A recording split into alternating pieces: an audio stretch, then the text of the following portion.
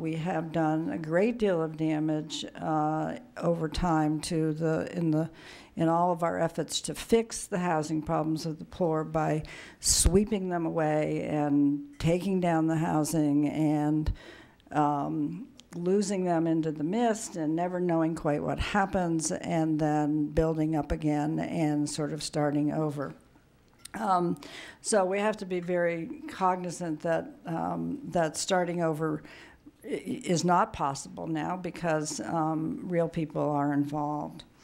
Having said all that, I do think that we are really doing quite a bad job at housing the poor, because most of them don't get any housing assistance, and so there's a fraction of people who actually get aid, and many people who are struggling. And every time we do the measurements, and John shows that every time we do that measurement, it only gets worse. It doesn't get better.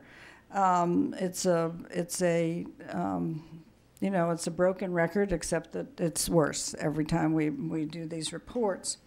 And so we have to fundamentally step back and say, well, why are all these people doing all this work every day if we're actually losing ground in our quest to figure out how to house, to assure that people have basic housing. This will appear harsh, but I think that the housing programs we have today exist primarily to serve the housing industry.